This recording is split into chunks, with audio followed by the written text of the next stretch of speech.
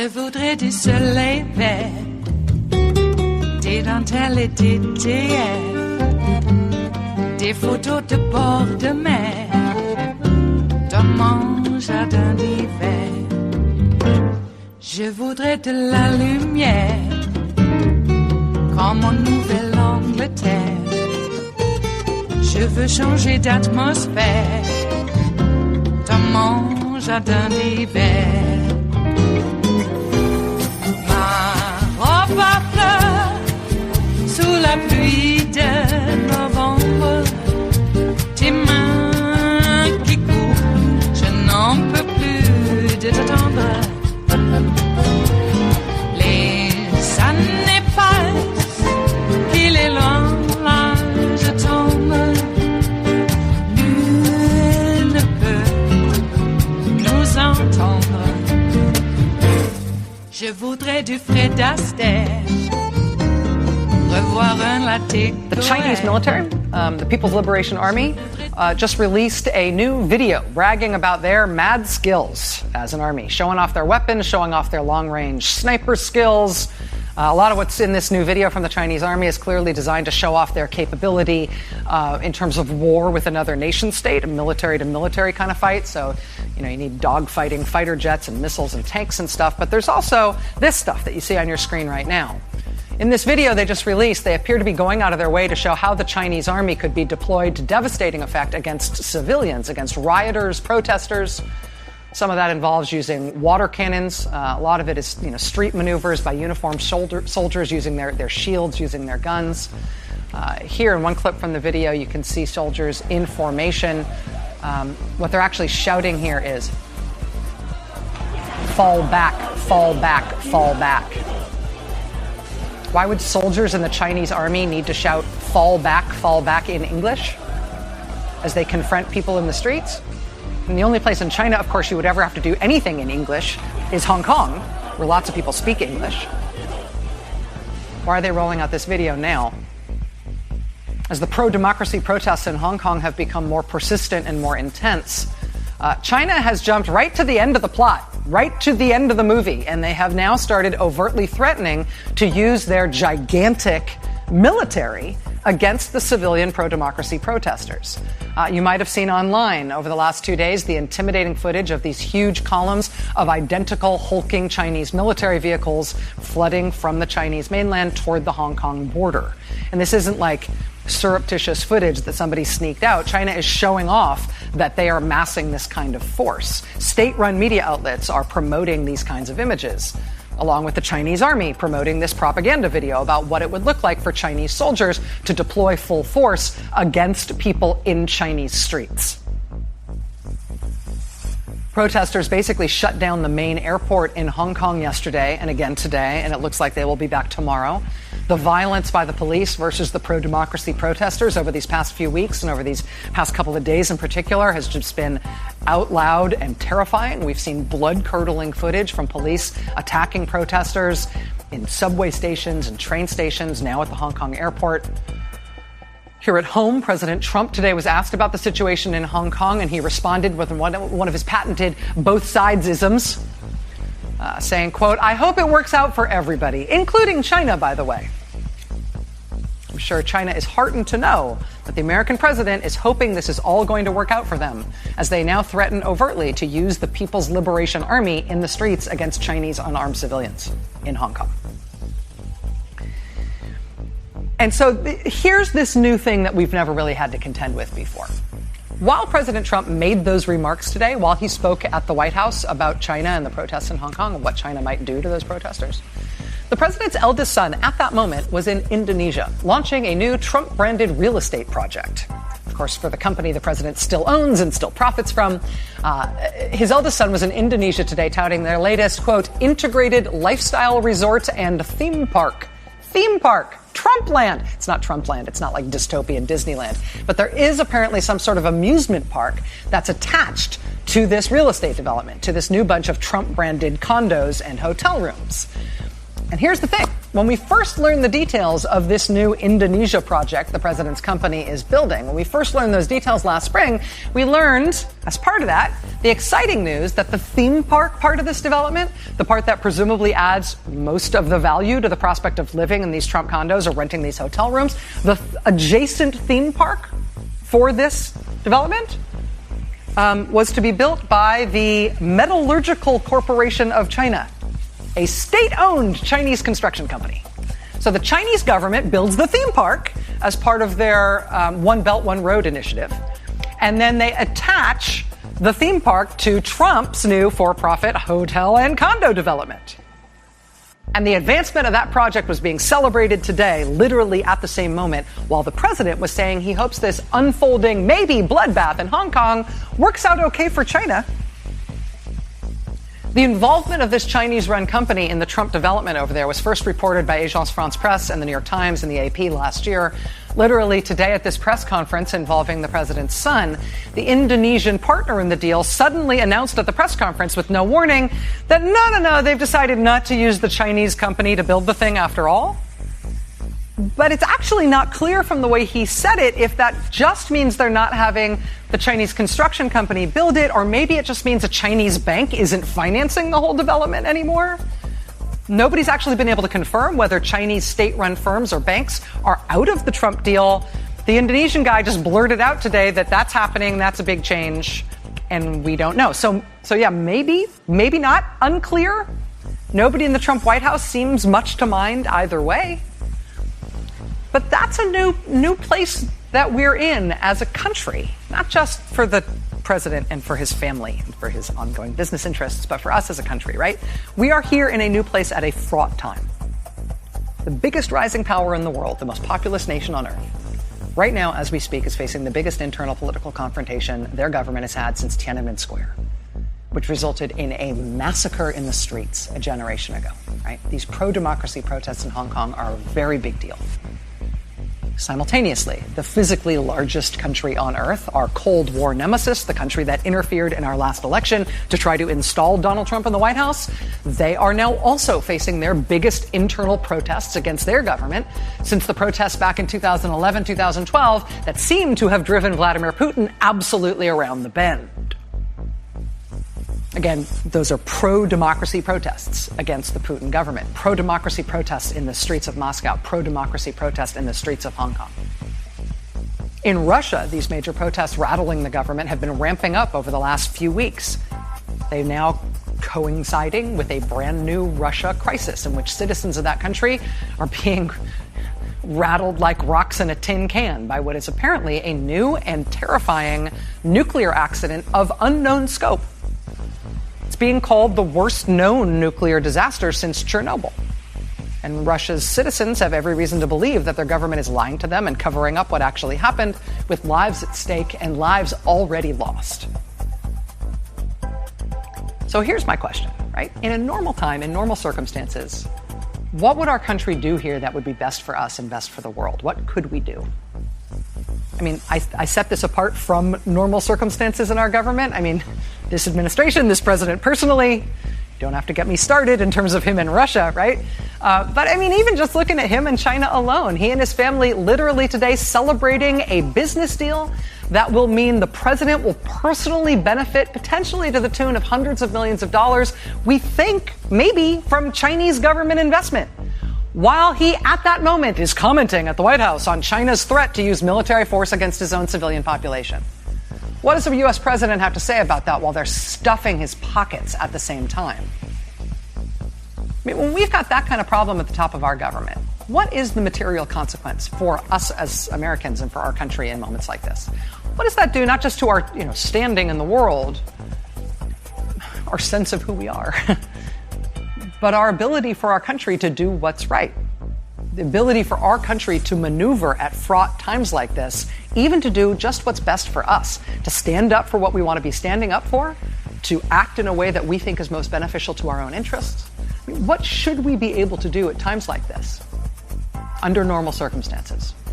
And can we salvage any of that with a multiply, critically compromised president at the head of the federal government? It is Wednesday, the 14th of August of 2019, and you are in West Coast Cookbook and Speakeasy.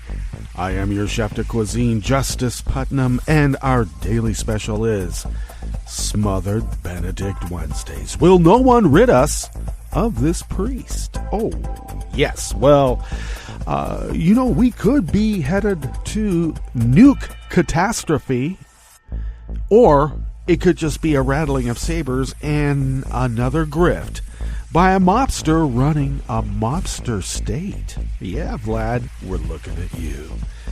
And I love how people in America fall so quickly into the morass of what we used to call back in the day Russian active measures.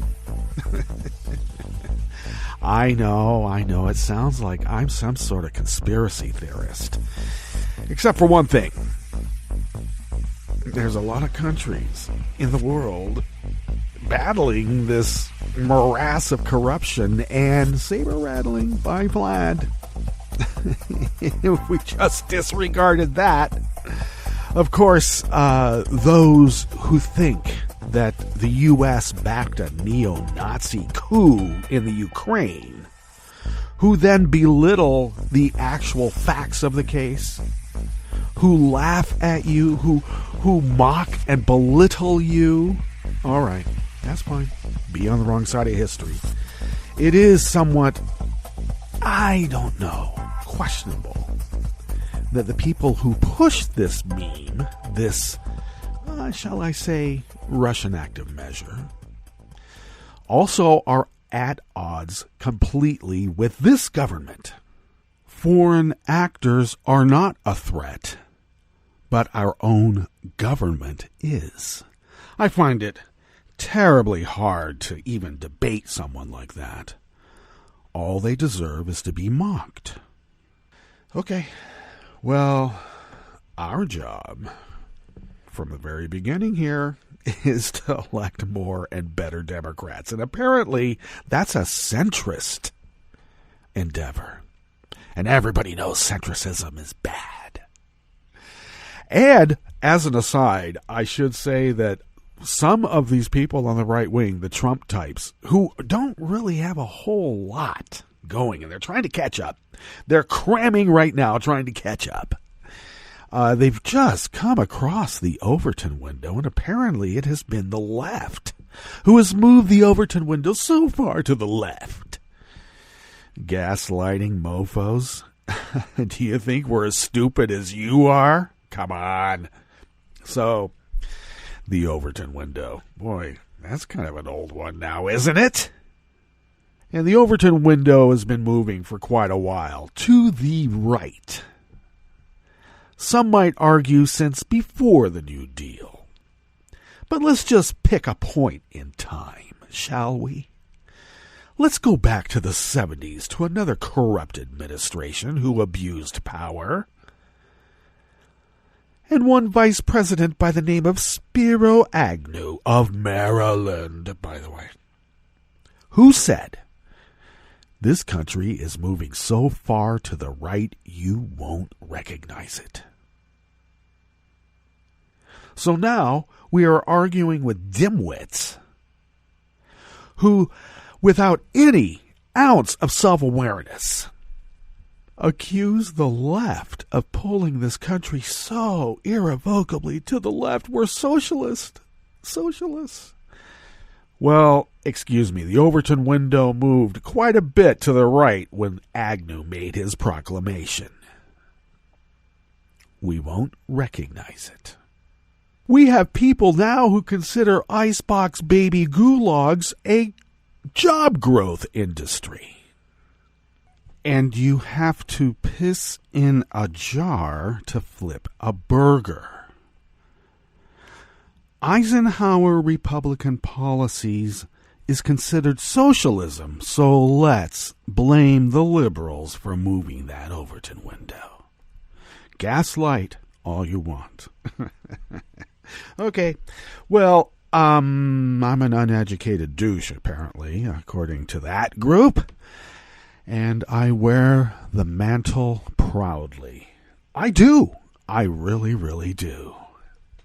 Well, what's on the rest of the menu here in the Bistro Cafe of West Coast Cookbook and Speakeasy? Smothered Benedict Wednesdays, by the way. Well, of course, Rachel broke it down at the top that it looks like Trump's condo deal with some Chinese business groups in Indonesia is the reason he's turning a blind eye to the bloodbath in Hong Kong.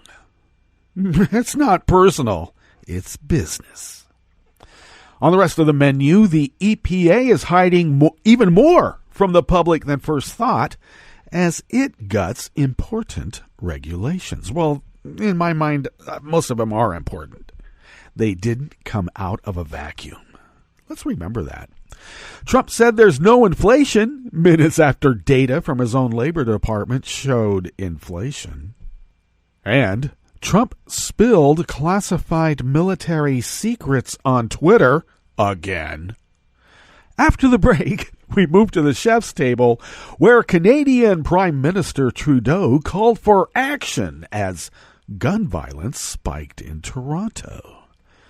And a massive wildfire continues to rage on the Greek island of Evia as villagers prepare to evacuate. All that and more on West Coast Cookbook and Speakeasy. Bon appetit.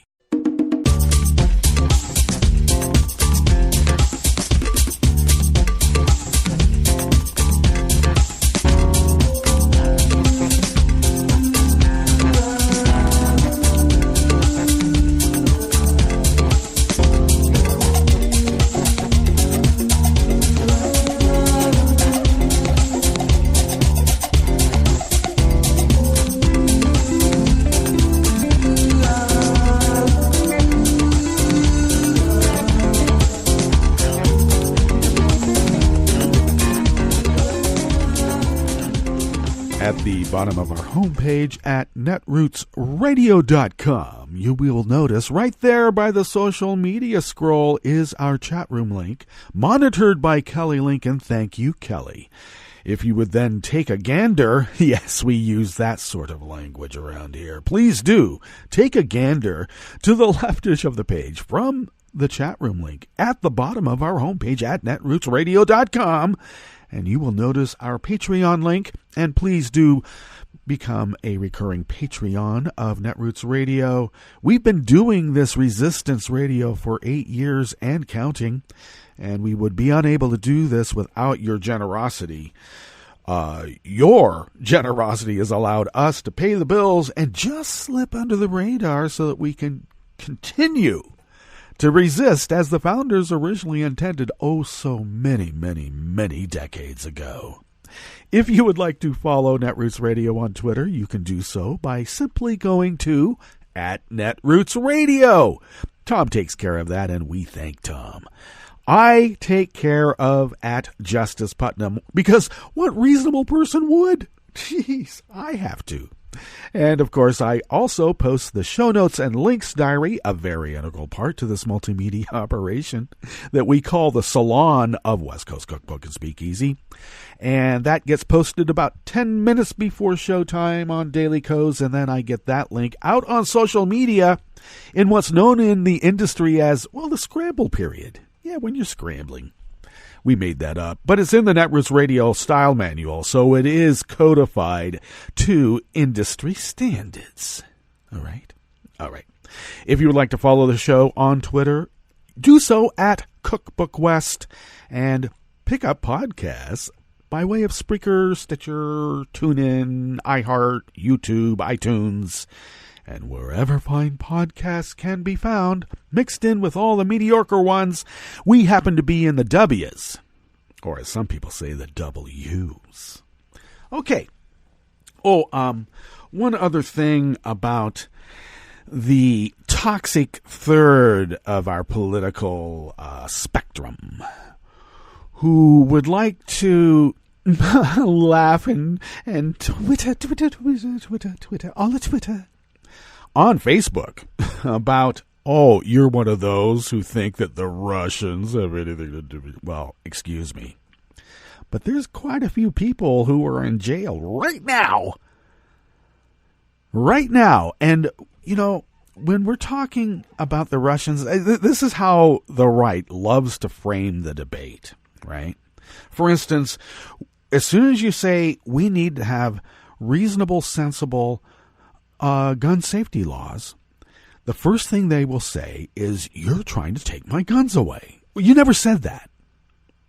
You might be saying, well, let's just charge more for the bullets than they are being charged now. Or how about liability insurance? Or how about a safety lock on the death machine? Mention just, sensible, reasonable gun safety laws, and they frame the debate that you are absolutely taking every single right that they have to life, liberty, and the protection of their property. When all you want is a safety lock on the death machine. So, when we say, or I say in this specific incident, Vlad is a mobster running a mobster state, I am not talking about Russians. I'm not talking about some sort of knee-jerk fear of the Soviets coming here and taking away our land, and all we have is Colorado Rockies, and we have to get together with a goddamn high school group of football players who call themselves the Wolverines? Jesus Christ. Kids these days, they think that just because we had to dive under desks, that our whole lives are filled with fear. No, we mocked it. That's why the punks came about, you little twit.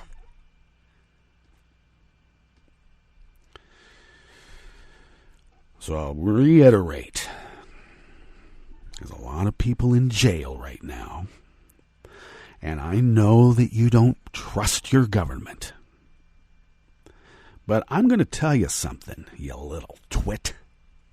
There are individuals in this government who take their jobs seriously, and they, I got to tell you, are progressives.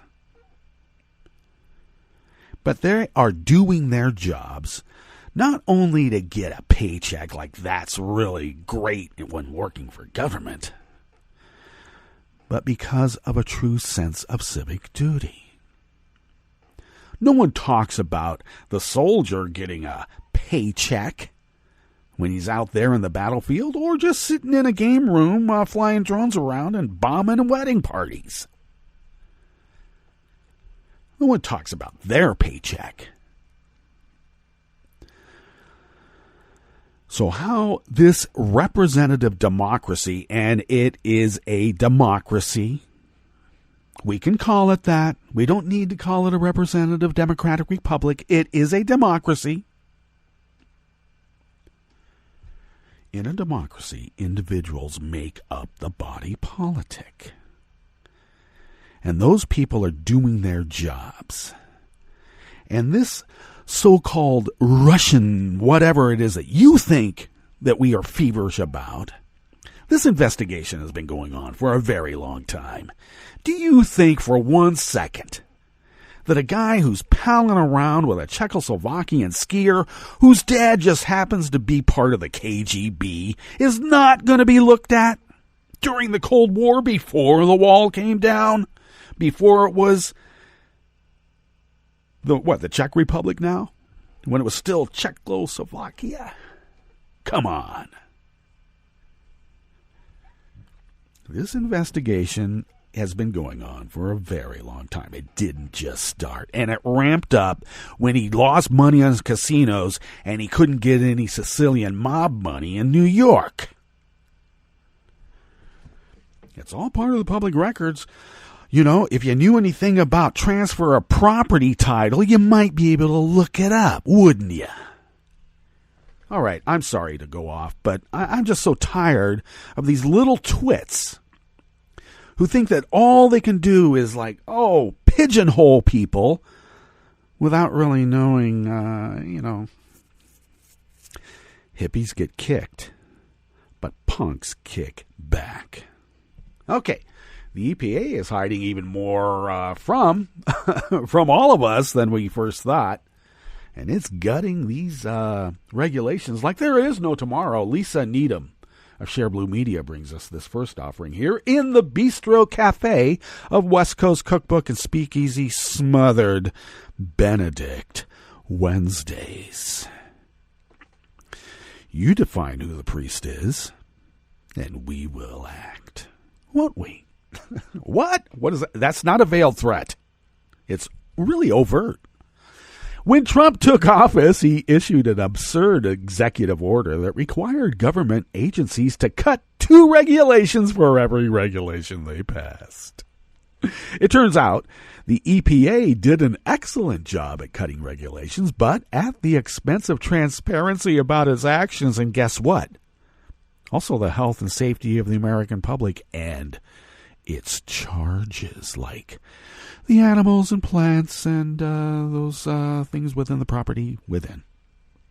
In other words, EPA's actions were well in keeping with the Trump administration's overall philosophy / first, explain later, or never. Well, of course, when we go and fight a war, all you have to do, no one has to be a good shot when you're an American. Why else do we have these high-powered, multi-magazine weapons of war? You don't have to be a good shot. You don't have to be a good aim. Spray the boulevard with firepower. Ask questions later or never. It's the American way. Why not just take that philosophy when you're trying to deconstruct the administrative state? The Inspector General's report found that the agency saved money by delaying implementation of specific rules, such as tightening requirements governing the accidental release of chemicals that harm clean air.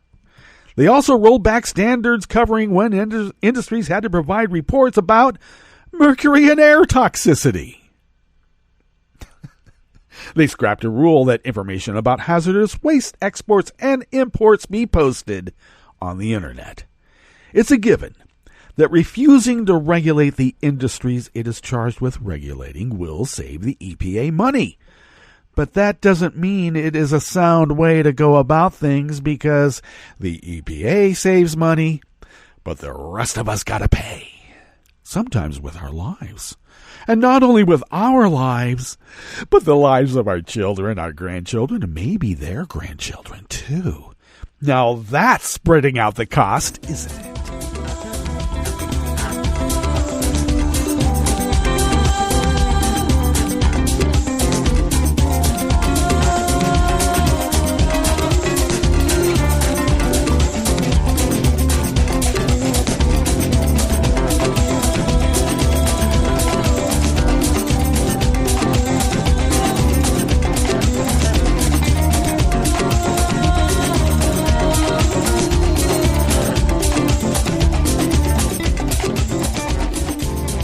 You know how stupid Trump is? Trump is so stupid that when he's sued by these 22 states over the emoluments clause, he thinks that that's the same as Obama making money on a book. That Obama making money on a book is the same as him taking bribes from a T-Mobile and foreign actors at his hotels.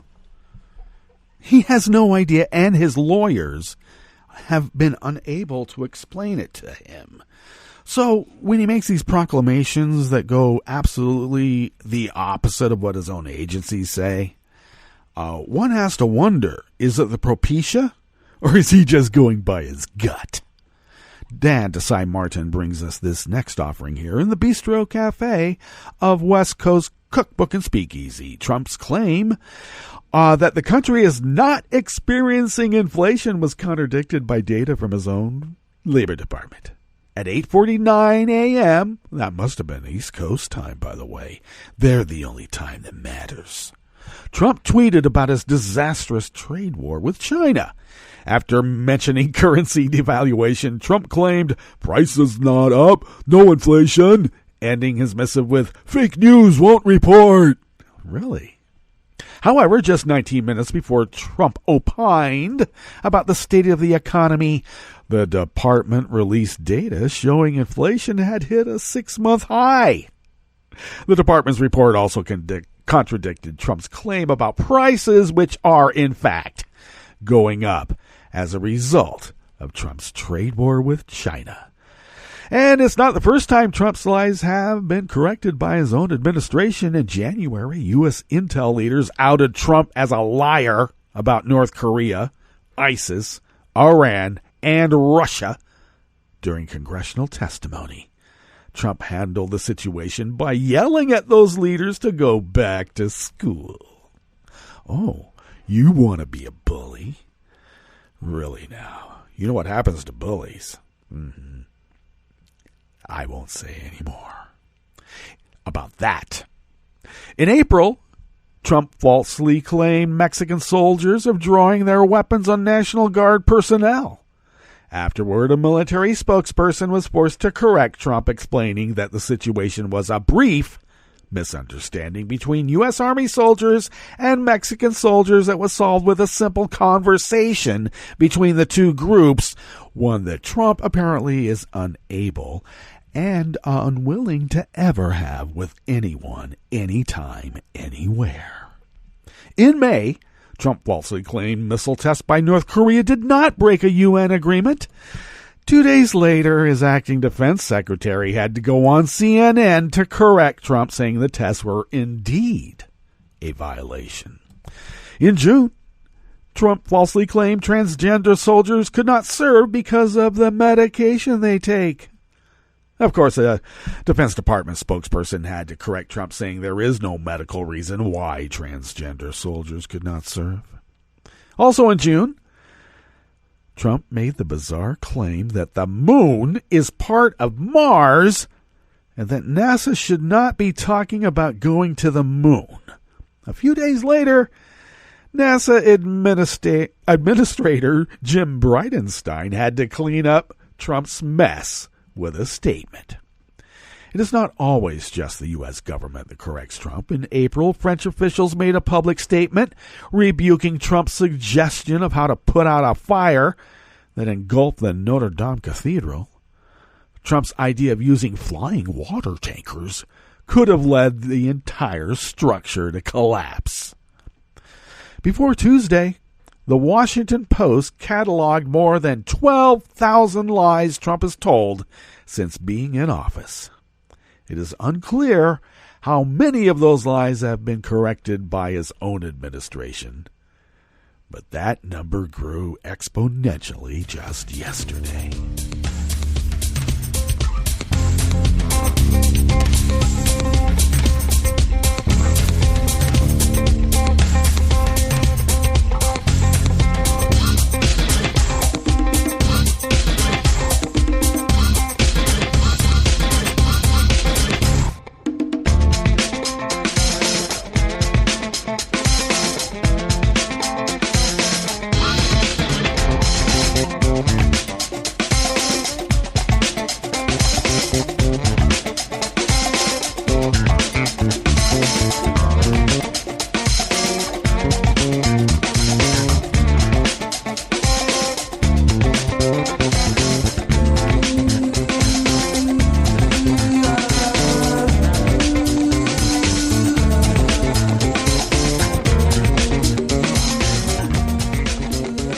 Zach Ford of Think Progress brings us this final offering here in the Bistro Cafe of West Coast Cookbook and Speakeasy.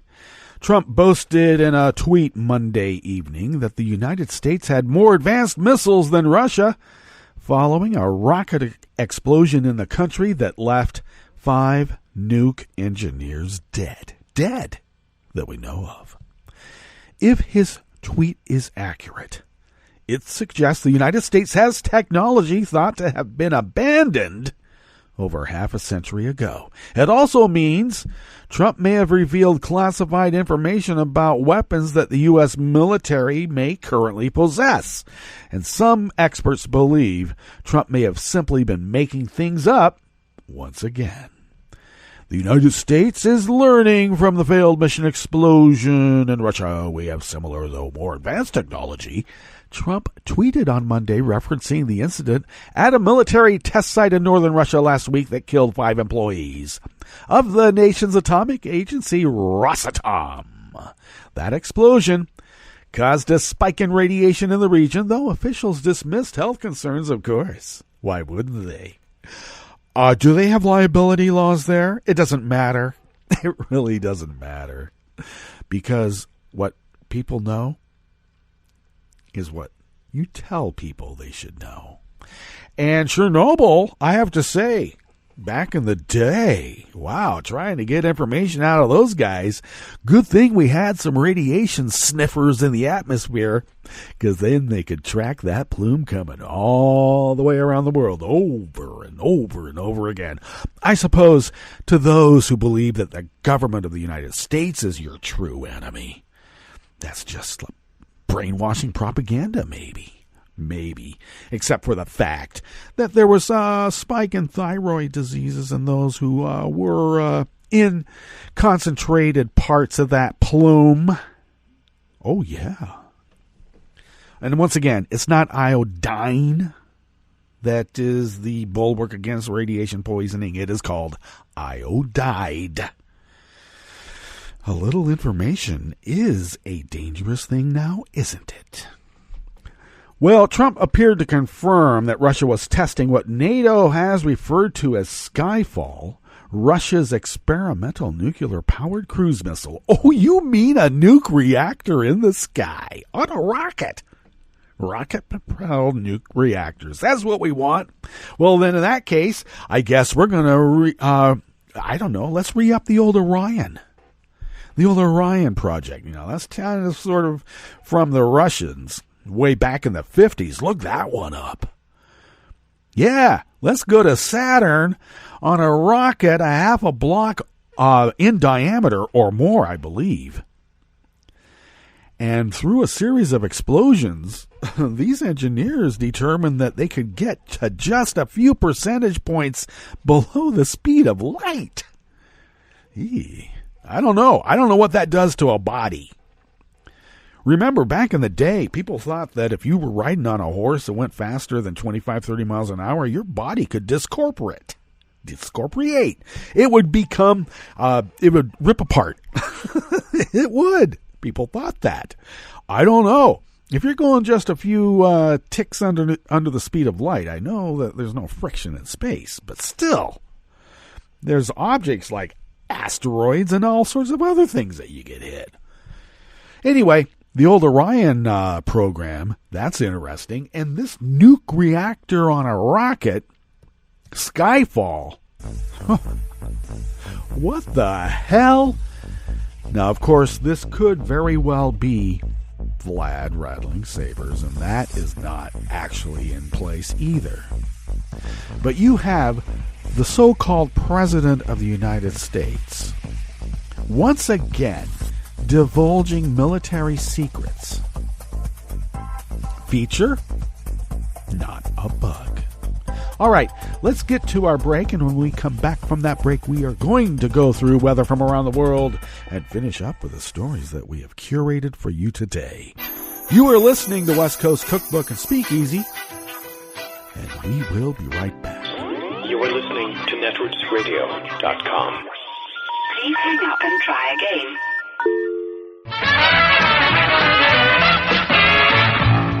From a point at sea to the circles of your mind, a new force is at work for planetary transformation. New radio for a new Earth.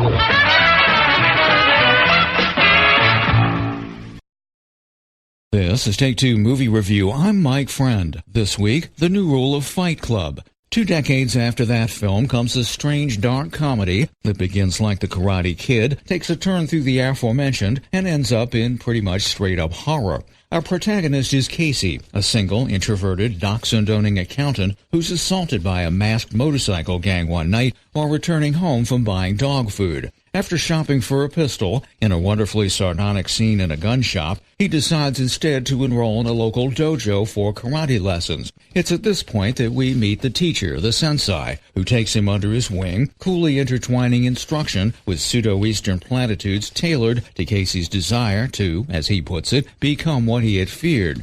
If deadpan can be brought off with intensity, Jesse Eisenberg's Casey does it. The character, though in his 30s, seems unsocialized and vulnerable, primed, as it turns out, to soak up the poison philosophy of Sensei, turning Casey from shy and retiring to taciturn and dangerous. Sensei is played by the often overlooked Alessandro Nivola from American Hustle and Face Off. He's responsible for most of the unpeeling of the onion as the film gets darker and darker. Pivotal to both plot and commentary in this one is British actress Imogen Poots as the only female in the dojo. She's second only to Sensei skill-wise, but is otherwise disrespected. The movie isn't set in any particular time or place, and cues from the set are either careless or intentionally confusing. Also, you'll note the deliberate delivery of the dialogue, which is reminiscent of a surreal stage play. The Art of Self-Defense combines suspense and humor and earns at least a brown belt for its send-up of pervasive toxic masculinity. This has been Take Two Movie Review. I'm Mike Friend. Catch up with us at take2moviereview.com and feed us back on our page on YouTube.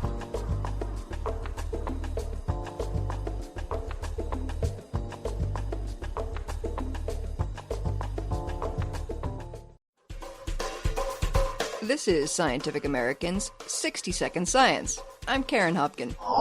When it comes to the ritual act of dating, participants often have very different expectations.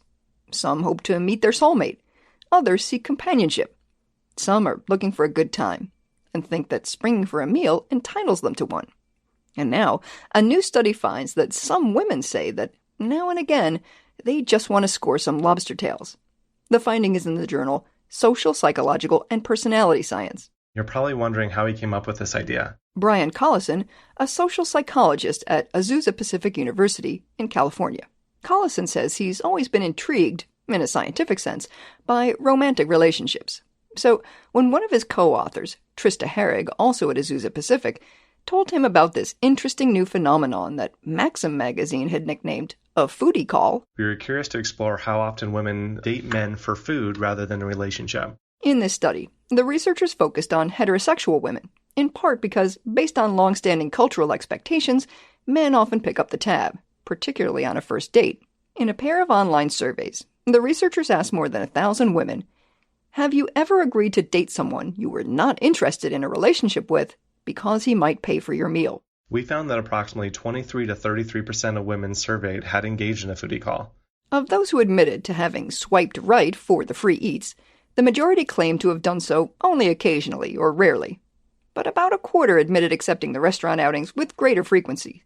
The respondents most likely to engage in this type of dating for dinner behavior were those who endorsed traditional gender role beliefs, and who scored high on a personality test designed to detect what's called the dark triad. The dark triad refers to subclinical levels of psychopathy, which is a lack of remorse and empathy and perspective taking, Machiavellianism, which is where you purposely manipulate others for your own self-benefit, and narcissism, which is a grandiose, kind of over-the-top self-love. With that as a checklist, it might be possible to avoid the users who are in it for the pasta, rather than the possibilities.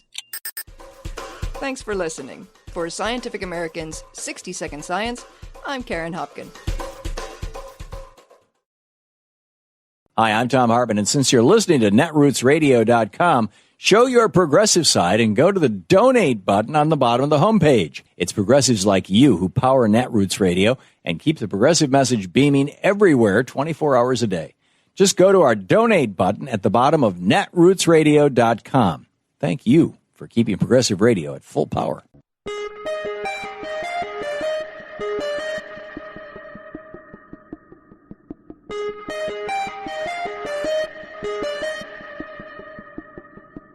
I'm Rick Smith, and this is Labor History in 2.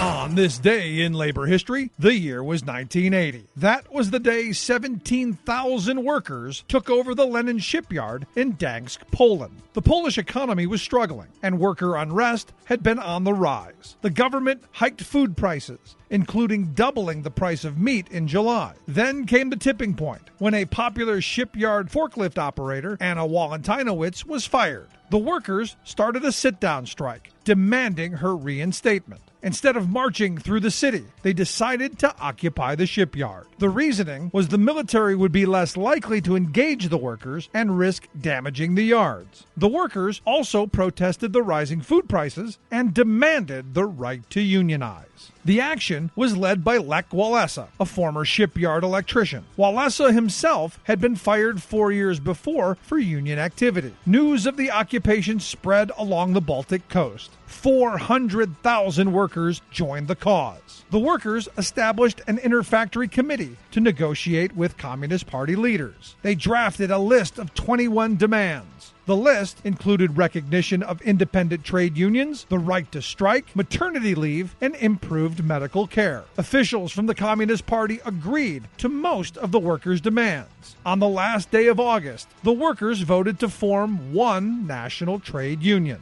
They named the union Solidarity. Solidarity became the center of a Polish reform movement, and 10 million people joined. A year later, the communist Polish government reversed course and outlawed the organization. They jailed 6,000 of its leaders, including Walesa. But the movement did not die. It went underground and continued to organize. In 1989, Walesa was elected president of Poland in a free election. I read the news today, oh boy. It's time for Nicole Sandler's What's News from NicoleSandler.com and the Progressive Voices Network. It was another night of chaos in Hong Kong.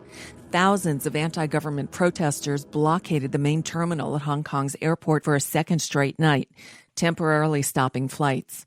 Here's more from CNN. The new violence coming after Hong Kong's airport was shut down by protests for a second straight day.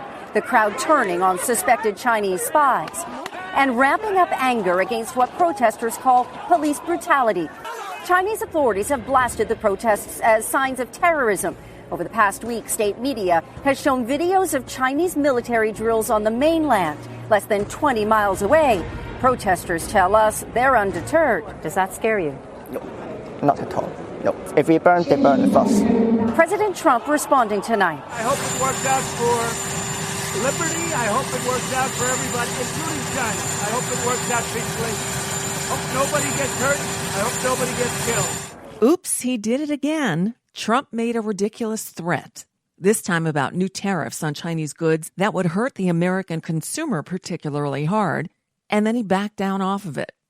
This time he announced that he'd delay the plan until December 15th, so prices on toys, cell phones, and video game consoles won't be affected during the Christmas shopping season. But I thought China was paying for the tariffs.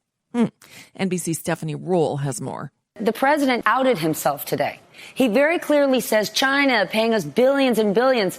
Well, that certainly doesn't make sense if today he's now postponing tariffs and citing the Christmas shopping season. That being the case, he's tacitly admitting it's the American consumer who pays for this. So the president is pushing these tariffs. Why? Because being Mr. Market is more important to him than being the tariff man. And we've already seen the equity markets pretty volatile. You mentioned those banks earlier. The CEO of Goldman Sachs 2 days ago said it's the trade wars that could push us into recession. The New York Times is reporting that aides to several key senators in both parties have been meeting with senior White House officials about gun control legislation. The senators involved: Pat Toomey, Republican of Pennsylvania, Joe Manchin, sort of Democrat of West Virginia, and Chris Murphy, Democrat of Connecticut. Their staffers have been meeting with Joe Grogan's Domestic Policy Council and White House Legislative Affairs Director Eric Ueland. Stay tuned. We're learning more about what happened the night Jeffrey Epstein died. The two staffers at Manhattan's Metropolitan Correctional Center tasked with watching the accused sex trafficker on the day of his death falsely recorded that they had checked on him every 30 minutes. This, according to a report in the New York Times. A source cited by the Associated Press said surveillance footage showed the guards had failed to make some of the checks recorded in the logs. This comes after the two guards were placed on administrative leave pending investigations by the FBI and the Justice Department's Inspector General. The MCC's warden was also temporarily reassigned. We're also learning more about one of the workers who was supposed to be guarding Epstein at the time. Yesterday, we reported the employee was not a full-time corrections officer. Now, a person familiar with the investigation tells NBC News that employee had been a corrections guard for 7 years. He then accepted a different job with better hours, but routinely took an overnight shift as a corrections officer to get overtime pay. The source would not say whether the employee was one of the two placed on administrative leave. Meanwhile, the New York Times is reporting the two staff members guarding Epstein's jail unit fell asleep and failed to check on him for about 3 hours, then falsified records to cover up that mistake. According to several law enforcement and prison officials with knowledge of the matter, two law enforcement officials telling NBC News investigators are looking at whether either or both of the employees on duty who were responsible for checking on Epstein were sleeping. They say no conclusion has yet been reached. Epstein, who was arrested for the alleged sex trafficking of dozens of minors, is thought to have died by apparent suicide in his cell. And in campaign news, former Colorado Governor John Hickenlooper is said to be in discussions about ending his presidential bid, yes, and entering the race for his state's Republican-held Senate seat, potentially giving Democrats a strong candidate in a race they really must win in order to have hopes of retaking the Senate in 2021. Oh, and Tom Steyer, the billionaire entrepreneur and climate change activist, he revealed on Tuesday that he has inexplicably reached the requisite 130,000 individual donors needed to be included in the next round of debates. Democrats have until August 28th to qualify for the debates happening September 12th and 13th in Houston. Steyer, who has been a vocal proponent of impeaching the president, is also on the cusp of qualifying with polling. He has hit 2% in 3 separate polls, needing just one more to qualify. 9 candidates have already reached the donor and polling thresholds and will partake in the debate, with Tom Steyer and 2 others, former HUD Secretary Julian Castro and Representative Tulsi Gabbard, reaching the donor prerequisite. Stay tuned. And that's just a bit of what's news for now. I'm Nicole Sandler. If you appreciate these reports in the Nicole Sandler Show, I hope you'll consider making a contribution. My work is 100% listener supported, and I can't do it without your help. For more information, visit NicoleSandler.com. Click on Donate.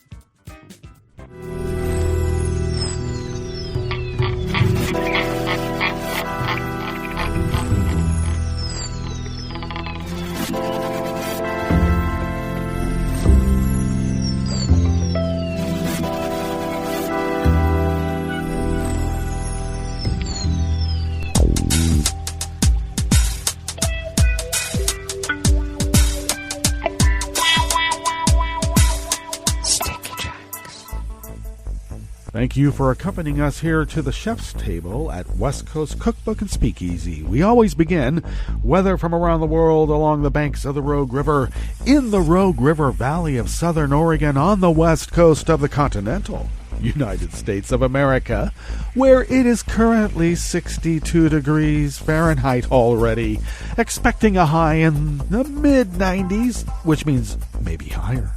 Overnight lows in the low to mid-60s, low 90s expected tomorrow. Sunny conditions prevail throughout the day, clear nights.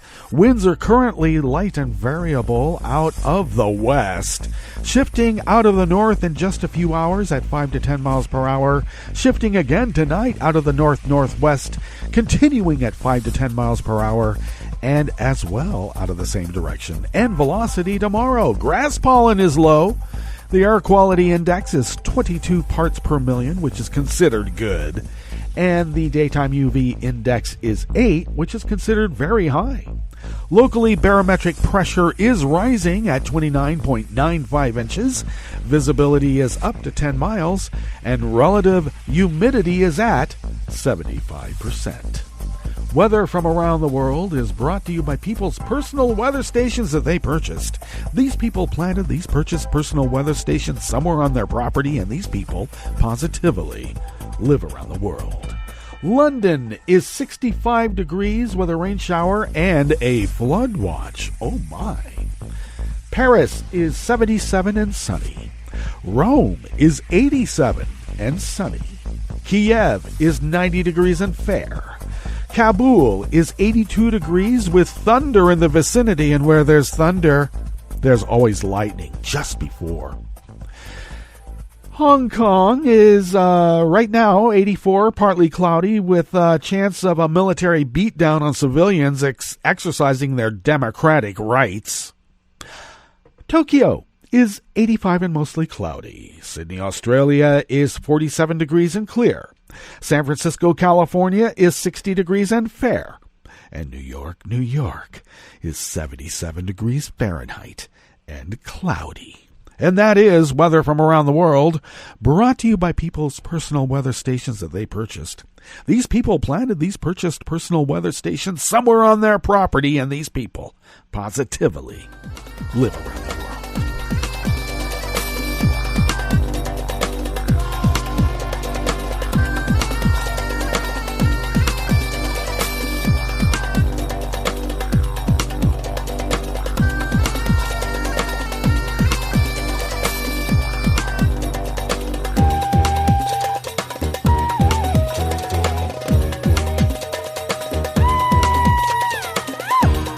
Moira Warburton of Reuters brings us this first amuse-bouche here at the chef's table at West Coast Cookbook and Speakeasy. Canadian Prime Minister Justin Trudeau said that a recent spate of gun violence in the country's biggest city, Toronto, requires a common-sense firearms policy and called for action.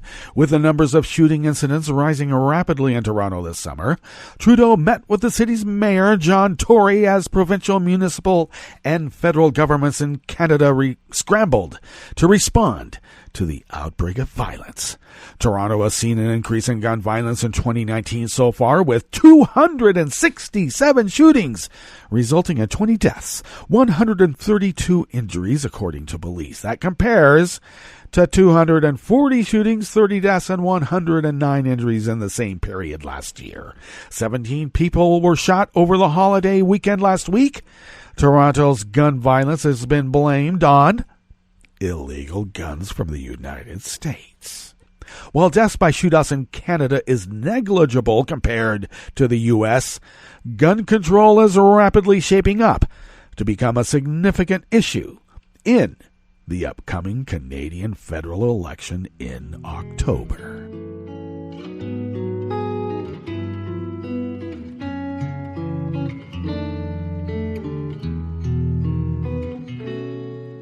Je te donne c'est mon amour pour la vie entière. La promesse de me trouver à tes genoux. Aussitôt que tu m'appelles, rester toujours fidèle. C'est tout, c'est tout. Je te donne tous mes printemps, mes étés de mer. Mes automnes, quand les feuilles tombent partout. Si ce n'est pas une bonne affaire, je te donne tous mes hivers, c'est tout.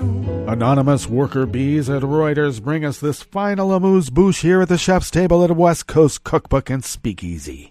Aircraft dumped water early on Wednesday to douse the flames of a wildfire on the Greek island of Evia that had prompted the evacuation of villages and spurred an appeal for help from elsewhere in Europe.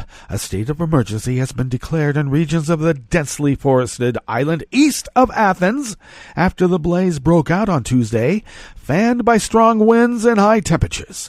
Italy was sending 2 aircraft after an appeal for airborne firefighting equipment from Greek authorities. Officials said the conditions were improving by morning after firefighters spent the night battling the flames. The situation appears better. There was a huge effort to contain the fire, superhuman efforts. Kostas Bokayanis, the regional governor for central Greece, told Sky TV. Water dumping by specially equipped aircraft started at first light. It is difficult fire, a very difficult fire, that's the reality. There is no danger to human life at the moment, and that is what is important, Bacchianas said. Fire officials said 4 villages and hundreds of people were evacuated as a precaution. The situation in Evia is very difficult and remains difficult. Greece has bitter memories of a horrific blaze that tore through the seaside town of Mati near Athens in 2018, killing 102 people in a matter of hours. Authorities were accused then of poor coordination and a slow response. All right, that brings us to the end of our broadcast period for the day. But you do know that Netroots Radio is going to broadcast on, and we will meet up tomorrow for Metro Shrimp and Grits Thursdays. So do stay tuned to Netroots Radio all day and all night for all the breaking news as it breaks. And we'll meet up here tomorrow, right here in West Coast Cookbook and Speakeasy. Bon appetit.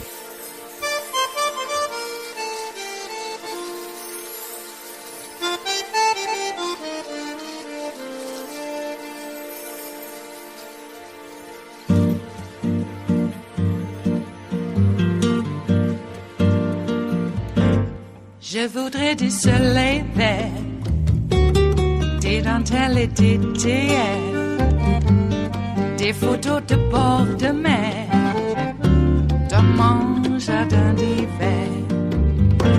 Je voudrais de la lumière, comme en Nouvelle-Angleterre. Je veux changer d'atmosphère, dans mon jardin d'hiver. Ma fleur sous la pluie de novembre, tes mains qui courent, je n'en peux plus de t'attendre. Les années passent, il est loin, là je tombe. Nul ne peut nous entendre. Je voudrais du Fred Astaire, revoir un latte Goël. Je voudrais toujours te plaire dans mon jardin d'hiver. Je veux déjeuner par terre, comme au long de golfe clair. T'embrasser les yeux ouverts dans mon jardin d'hiver.